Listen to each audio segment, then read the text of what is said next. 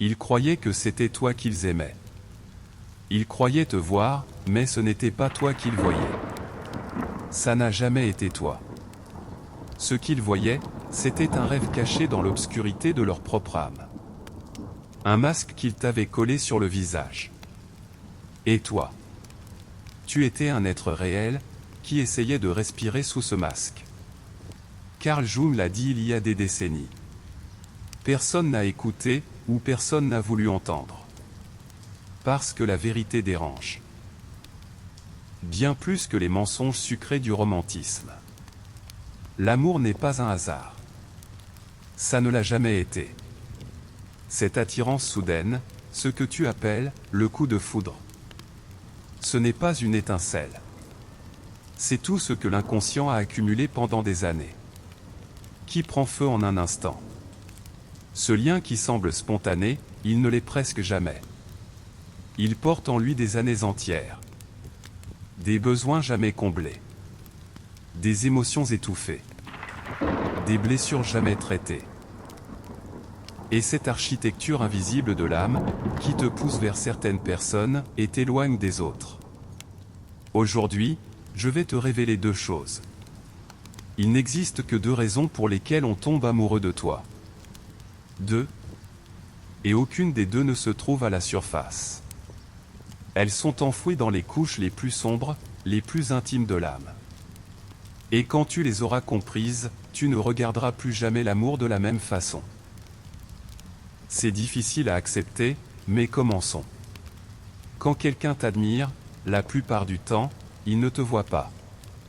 Il voit une part de lui-même qu'il a réprimée, étouffée, dont il a peut-être même honte, dans ton corps, dans tes yeux, dans ta voix. Jung appelait ça la projection. L'âme dépose sur quelqu'un d'autre ce qu'elle ne supporte pas de porter elle-même. Et elle appelle ça l'amour. Imagine. Quelqu'un qui a vécu toute sa vie avec prudence. Chaque pas calculé. Chaque émotion sous contrôle. Sa fragilité cachée derrière une armure. Quand on lui demandait comment ça allait, ça va. Toujours, ça va. Parce que ne pas aller bien, ce n'était même pas une option dans son monde. Et un jour, quelqu'un de courageux apparaît. Quelqu'un qui parle librement, qui rit fort, qui vit sans connaître la peur. Quelqu'un qui change l'air d'une pièce rien qu'en y entrant. Et là, quelque chose se brise à l'intérieur. On appelle ça l'admiration. On appelle ça l'amour. Mais c'est bien plus profond que ça. En présence de cette personne courageuse, un potentiel endormi depuis des années commence à trembler en eux. Le courage qu'ils ont réprimé. La passion qu'ils ont fait taire. La liberté qu'ils ont niée. Cette vivacité qu'ils avaient enfant et qu'ils ont perdue en grandissant. Quand tu deviens le miroir de ce potentiel, ils tombent amoureux. Pas de toi. De ce qu'ils voient en toi. Maintenant, pense à l'inverse. Une vie vécue dans le bruit. Toujours à vouloir paraître forte. Brillante au milieu de la foule. Mais personne ne sait à quel point cette personne a faim de silence. Personne ne voit l'âme épuisée qui se cache sous cette force. Et un jour, elle rencontre quelqu'un de calme. Silencieux et profond. Qui parle peu, mais dont chaque mot pèse. Quelqu'un qui incarne la paix. Et là, la même chose se produit. Une attirance profonde, inexplicable. Parce que dans cette personne silencieuse, elle voit ce que son âme réclame depuis des années. La sérénité. La profondeur. Le courage d'exister sans faire de bruit. Voilà le premier secret. Derrière l'attirance que quelqu'un ressent pour toi, il y a ceci, tu représentes quelque chose dont cette personne ressent le manque. Ce n'est pas le vieux conte des opposés qui s'attire. C'est l'âme qui reconnaît son propre vide dans quelqu'un d'autre. Tu es rationnel? Tu seras attiré par quelqu'un de profondément émotif. Introverti? Tu tourneras autour de l'extraverti. C'est aussi simple que ça. Un esprit structuré admire une âme chaotique. Et à chaque fois, le même cycle se répète. Cette personne me complète, pense-t-il. Mais cette personne ne les complète pas. Elle leur montre ce qui leur manque. Attention. Si cette personne ne réalise pas que ce qu'elle admire en toi est en réalité une graine endormie dans sa propre terre, l'admiration se transforme en dépendance. Elle ne t'aime plus. Elle s'accroche à toi. Parce qu'elle croit ne jamais pouvoir accéder à cette part d'elle-même sans toi. Tu n'es plus un être humain à ses yeux. Tu deviens un médicament. Et comme toute dépendance, ça progresse par étapes. Première étape, on te met sur un piédestal. Tu es parfaite à leurs yeux. Chaque mot que tu prononces est de l'or. Chaque geste, une guérison. Quand ils te regardent, c'est la plus belle version de leur propre âme qu'ils voient, à travers toi. Deuxième étape, les exigences commencent. Ils veulent que ce rêve qu'ils ont idéalisé continue. Ils ne veulent pas que tu changes. Pas que tu aies une mauvaise journée. Ils ne veulent pas que tu sois humaine. Parce que dès que tu le es, le miroir se trouble. Troisième étape, la déception arrive. Chaque fois que ton humanité heurte leur idéal, le fantasme se fissure un peu plus. Plus le vrai toi émerge, plus la déception grandit. Et un jour, ils disent « Je ne te reconnais plus ». Ils ne t'avaient jamais reconnu. Et le plus douloureux, c'est ça. Quand la projection se brise, la personne qui t'aimait se sent trompée. Tu m'as menti. Tu n'es pas celle que je croyais. Mais tu n'as jamais été fausse. Tu étais la même personne depuis le début. Ce n'est pas toi qui as changé. C'est leur regard sur toi. La projection, c'est comme une loupe. Elle grossit certains de tes traits à l'extrême. Elle en rend d'autres invisibles. Et quand cette loupe se brise, ils voient pour la première fois la vraie personne en face d'eux. Et ça les terrifie. Parce que le réel est toujours plus complexe que le rêve. Et supporter la complexité, ça demande de la maturité.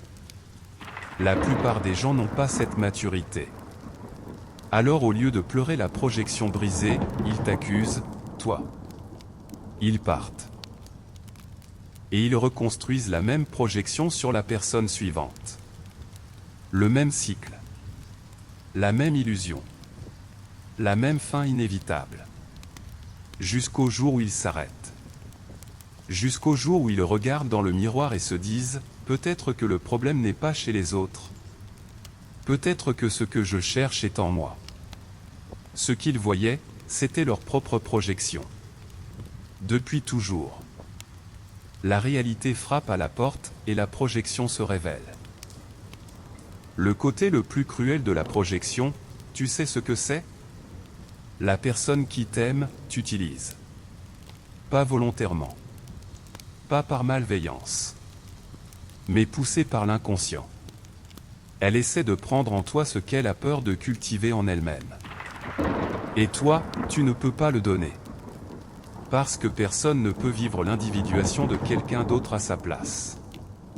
C'est pour ça qu'un amour bâti sur la projection porte toujours une fin en lui. Comme un scénario écrit avant même le premier acte. Jung ne s'est pas arrêté là. Il a poussé la projection encore plus loin.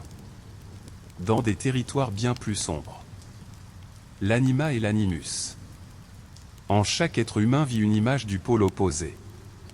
Dans les profondeurs de l'âme masculine se trouve une figure féminine inconsciente. Jung l'appelait l'anima. Dans les profondeurs de l'âme féminine, une figure masculine inconsciente. L'animus. Ce ne sont pas des préférences. Pas des fantasmes. Pas des schémas que la culture t'impose. C'est l'architecture même de l'âme. Ces figures se forment dès tes premières relations. Surtout celles avec tes parents. Le sourire de ta mère. Le silence de ton père. La colère de ta mère. L'absence de ton père. Les personnages de contes qui te fascinaient. Les visages de films qui accéléraient ton cœur. Les figures mythiques qui t'aspiraient. Tout ça s'accumule, couche après couche. Pendant des années, sans que tu le saches, un dessin se forme dans ton âme. L'inconscient trace un portrait de ses propres mains. Et tu portes ce portrait sans le savoir. Pendant des années. Des décennies. Et puis un jour, tu rencontres quelqu'un. Et quelque chose se produit. Tu as l'impression de l'avoir déjà connu. Dès le premier regard, une familiarité. Irrationnelle, inexplicable, presque troublante. Comme si ton âme l'attendait. Comme si tu arrivais enfin à un rendez-vous pour lequel tu te préparais depuis des années. Le destin, tu dis peut-être. L'âme sœur. Jung dirait autre chose. Ton âme a vu son propre design intérieur dans un autre être humain. L'anima ou l'animus a trouvé un corps dans le monde extérieur. Ce grand portrait dessiné en silence pendant des années, un jour, il s'est mis à respirer devant toi. Et tu as cru que tu étais tombée amoureuse de cette personne. Imagine un homme. Sa mère était froide. Elle ne montrait pas ses émotions. L'amour existait peut-être, mais toujours derrière une paroi de verre. Cet enfant a grandi. Et dans son inconscient, une figure s'est formée. L'image d'une femme chaleureuse, accessible, émotionnellement généreuse. Le rêve de ce que sa mère n'a pas pu donner. Cet homme, devenu adulte, ressent une attirance irrésistible pour les femmes chaleureuses et émotives. Il croit que c'est son goût. Son choix. Mais ce qui se passe est bien plus ancien et bien plus profond. C'est son anima qui parle. Le plus vieux dessin de son âme, qui cherche un visage dans le monde réel. Imagine une femme. Son père était fort mais distant. Autoritaire, charismatique, mais émotionnellement inaccessible. Cet enfant a grandi.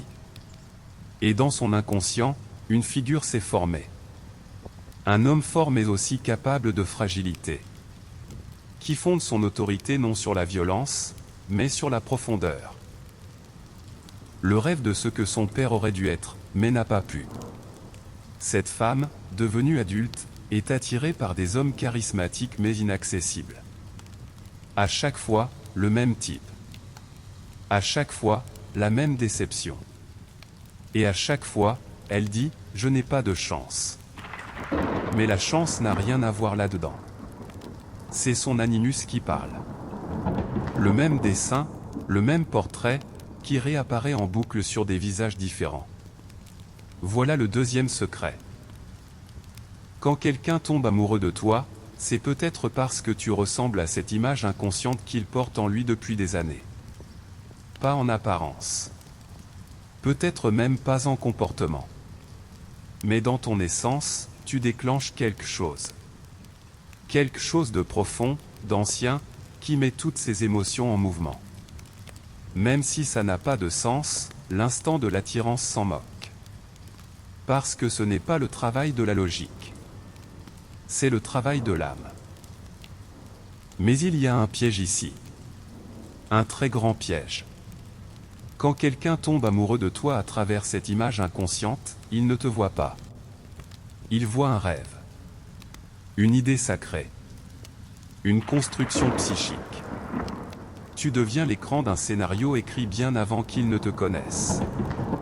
Et quand le vrai toi commence à émerger, avec tes défauts, tes contradictions, ta complexité, le fantasme se brise.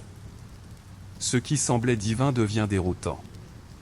Ce qui paraissait parfait commence à sembler compliqué. La déception suit l'illusion. Et l'amour bâti dessus s'effondre exactement comme on l'a dit. Sous le poids du réel. Pourquoi tant de passions commencent-elles comme ça? Dans le feu, l'ivresse, l'euphorie. Et pourquoi cette même passion s'écroule-t-elle à la même vitesse? Parce que la base n'était pas la compréhension mutuelle. C'était la projection archétypale. Un scénario que l'inconscient voulait mettre en scène dans le monde réel. Et aucun être humain, Aucune personne réelle, qui respire, qui fait des erreurs, ne peut porter un archétype pour toujours. Tu peux jouer cette image parfaite un temps. Des semaines peut-être. Des mois. Mais tôt ou tard, le masque tombe. Il doit tomber. Parce que tu n'es pas un symbole. Tu es une personne. Et le moment où il tombe, c'est le moment le plus dangereux de la relation. La personne en face va prendre l'un de deux chemins. Soit elle accepte que la projection est brisée. Et ça fait mal, profondément mal, mais ça ouvre la porte à la croissance. Soit elle essaie de protéger la projection. De te changer, de te mouler, de te ramener à cette vieille image. Le deuxième chemin, c'est le côté sombre des relations. Tu n'étais pas comme ça avant. Cette phrase naît ici. Pourquoi tu as changé? Cette question vient d'ici. Mais tu n'as pas changé. Le vrai toi a simplement émergé. Et eux, ils n'aimaient pas toi. Ils aimaient leur projection. Tu comprends ce que je veux dire maintenant? Mais Jung n'est pas resté là non plus. Cette douleur, cette rupture, il ne les a pas vus comme un échec. Au contraire. Il a dit, c'est la croissance elle-même. Chaque amour est un miroir. Et ce que tu vois dans ce miroir, c'est ce que tu refuses de voir en toi. Certaines personnes reflètent ton potentiel caché. D'autres révèlent tes peurs les plus profondes. Certaines éveillent ta créativité. D'autres déclenchent tes insécurités. Mais toutes sans exception servent le même but. L'individuation. Le chemin vers un soi unifié, authentique. Les morceaux qui se rassemblent. L'ombre qui est acceptée. Le masque qui tombe. Le vrai visage, derrière la persona, qui ose se montrer au monde. L'amour, sur ce chemin, est le professeur le plus cruel et le plus beau. Mais le vrai secret, on n'y est pas encore arrivé. Quand tu reconnais tes projections, quand tu vois ces schémas, l'amour lui-même se transforme. Et cette transformation change absolument tout. On y arrive bientôt. Certaines personnes entrent dans ta vie à un moment précis. Exactement quand tu es prête. Exactement quand tu es brisé. Exactement quand une ancienne version de toi est sur le point de mourir. Et toi, tu appelles ça une coïncidence. Jung ne l'appellerait pas comme ça. Jung appelait ça la synchronicité. Des événements sans lien logique, mais porteurs d'un sens profond. Un ordre que la causalité ne peut pas expliquer, mais que l'âme reconnaît. Que quelqu'un entre dans ta vie pile à ce moment-là, ce n'est pas un accident. Ton inconscient et le sien étaient déjà prêts pour cette rencontre. La rencontre elle-même était le signe que la transformation avait déjà commencé. Réfléchis. Il y a eu une période dans ta vie où tout a tremblé. Le sol sous tes pieds s'est dérobé. L'histoire que tu croyais être la tienne ne te correspondait plus. Peut-être qu'une relation s'est terminée. Peut-être qu'une croyance que tu portais depuis des années s'est effondrée. Ou peut-être que c'était juste un vide. Sans nom, sans explication. Tout semblait en place, mais quelque chose manquait à l'intérieur. Et pile à ce moment-là, quelqu'un apparaît. Un sentiment puissant se réveille. Tu ne peux pas l'expliquer. Tu ne peux pas le rationaliser. Mais tu le sens, quelque chose bouge dans les profondeurs. Comme si cette personne était une réponse. La réponse à une question que tu n'osais même pas encore poser. Cette personne t'a apporté quelque chose. Peut-être de la douleur. Peut-être une illumination. Peut-être les deux en même temps, parce que dans la langue de l'âme, ces deux-là entrent souvent par la même porte. Mais ce qu'elle t'a apporté, c'est toujours la leçon dont tu avais besoin à ce moment précis. Toujours. Sans exception. C'est difficile à accepter. Surtout pour les relations qui font mal. Celles qui t'ont brisé. Celles qui ont laissé des cicatrices. Mais surtout celle-là. C'était l'une des idées les plus dérangeantes de Jung. L'âme n'apprend pas dans le confort. L'âme apprend dans le conflit, la friction, la rupture. Tu ne grandis pas dans tes jours paisibles. Tu grandis quand tu es secoué, quand tu t'effondres, quand tu es obligé de te reconstruire. La relation qui t'a le plus ébranlé, c'est celle qui t'a le plus appris. Et la douleur que cette relation t'a donnée, c'était en réalité une invitation. Une invitation à regarder une ombre que tu n'avais pas encore regardée. À accepter une vérité que tu n'avais pas encore acceptée. À t'asseoir face à une confrontation que tu fuyais depuis des années. Réfléchis. Quelqu'un qui attire toujours des partenaires contrôlants. Le même schéma dans chaque relation. Au début tout est beau, puis l'étouffement commence. La faute est toujours rejetée sur l'autre. Pourquoi je tombe toujours sur ce genre de personnes? Jung poserait la question autrement, pourquoi ton inconscient te ramène-t-il toujours vers ces personnes? Peut-être que dans l'ombre de cette personne se cache son propre côté contrôlant. Peut-être que se soumettre au contrôle des autres est une façon d'éviter d'assumer sa propre autorité. Peut-être que le rôle de « victime » se sent plus sûr que celui de la responsabilité. Le schéma douloureux est là. La relation ramène la même douleur encore et encore, parce que la leçon n'a pas encore été apprise. L'âme continue de poser la même question avec des visages différents. Et tant que la question n'est pas entendue, le schéma ne se brise pas. Ce ne sont pas des erreurs. Ces personnes ne sont pas entrées dans ta vie pour rien. Elles sont venues pour briser tes schémas. Pour détruire tes illusions. Pour te montrer qui tu es. Déformé ou net, selon à quel point tu étais prête à regarder. Jung a donné un nom spécial à ces rencontres. Des événements synchronistiques. Des coïncidences chargées de sens que la logique ne peut pas expliquer, mais que l'âme reconnaît profondément. Un destin déguisé en hasard. Ou un hasard déguisé en préparation inconsciente. Et maintenant, demande-toi. Les personnes dont tu es tombée amoureuse, surtout celles qui t'ont changé, secoué, brisé le cœur, c'était du hasard? Ou bien chacune d'elles était une clé, ouvrant la scène suivante de ton évolution intérieure? Vue à travers les yeux de Jung, la réponse est claire. Aucune n'était un hasard. Toutes portaient un sens. Toutes t'ont apporté quelque chose.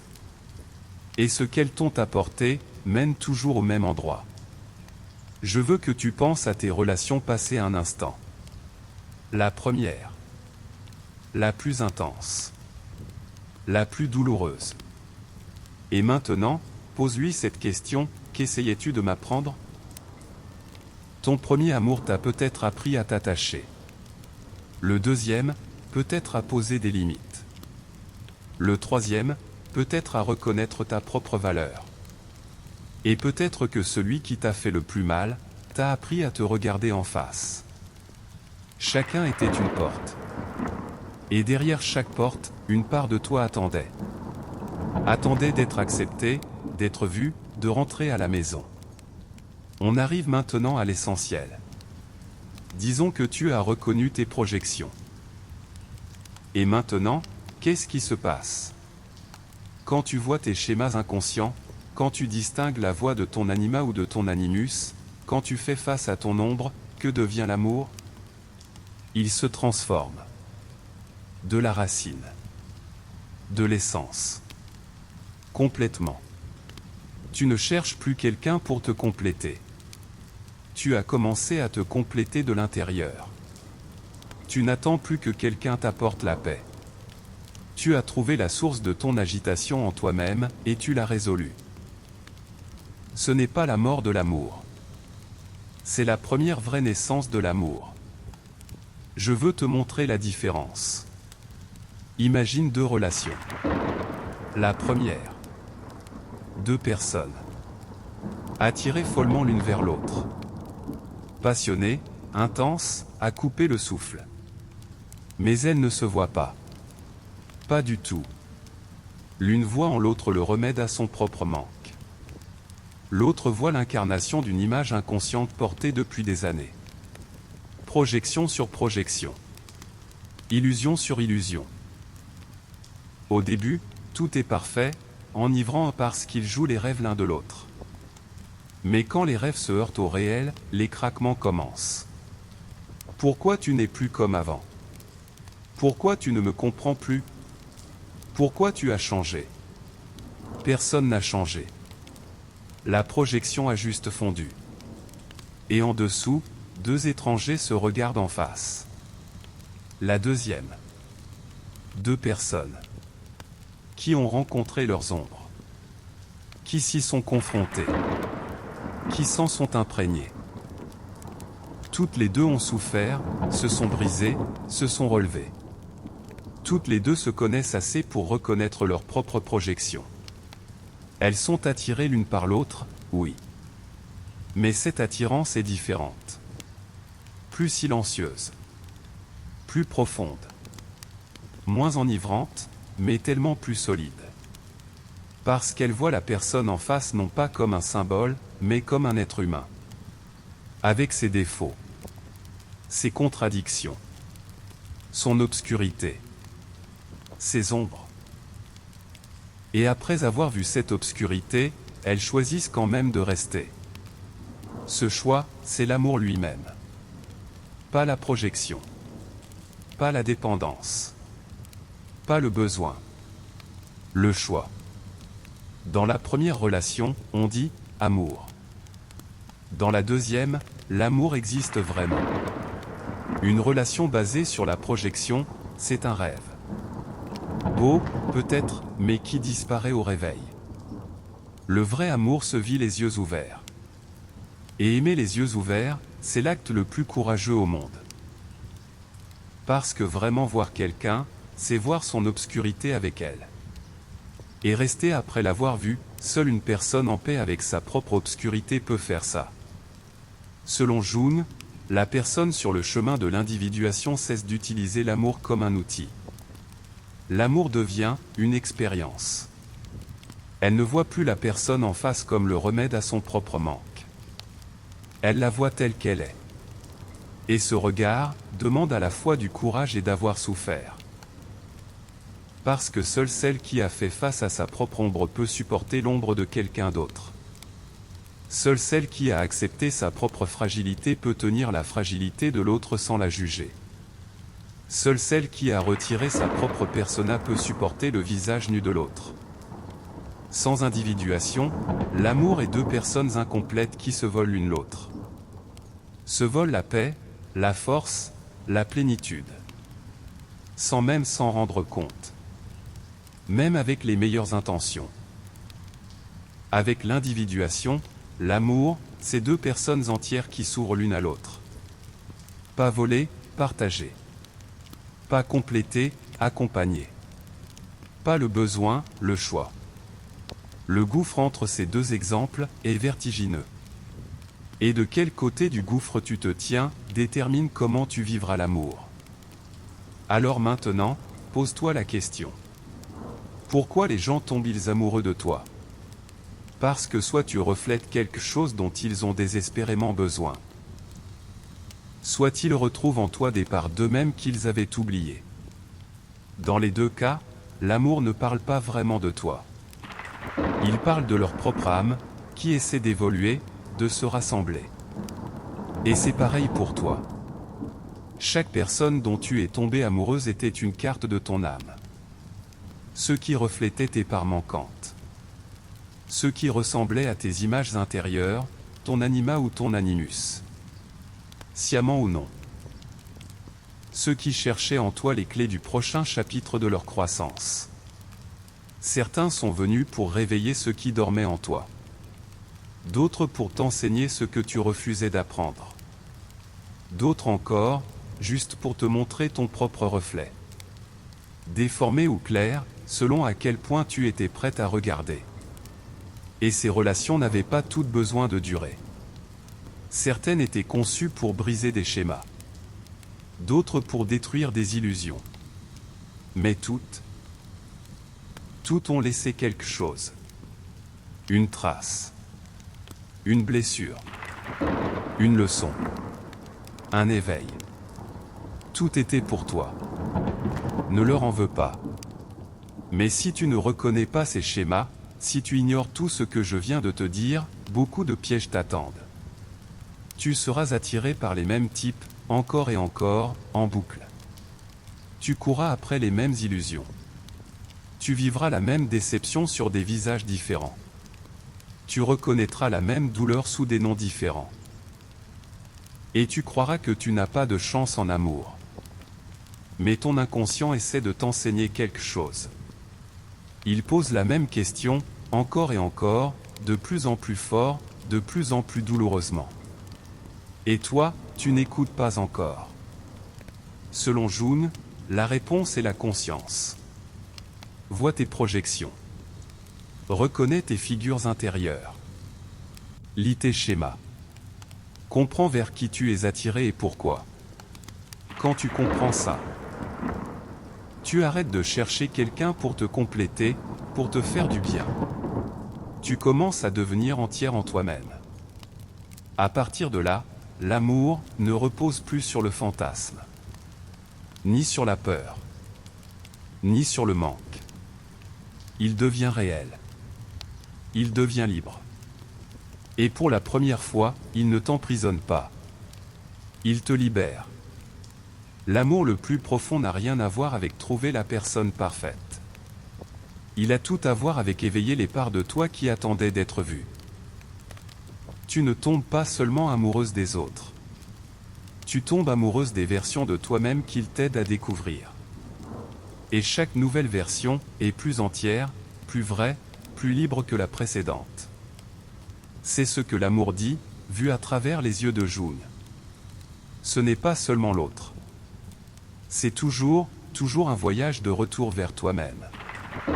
La prochaine fois que quelqu'un tombe amoureux de toi, ou que tu ressens cette attirance profonde, irrésistible, arrête-toi. Ne cours pas. Ne fuis pas. Ne te laisse pas enivrer. Arrête-toi et pose-toi une seule question. Quelle part de mon âme est en train de s'éveiller en ce moment? N'oublie pas, cette vidéo n'est pas arrivée devant toi par hasard. À ta place, je l'écouterai encore et encore. Et si quelque chose te reste en tête, retrouvons-nous dans les commentaires.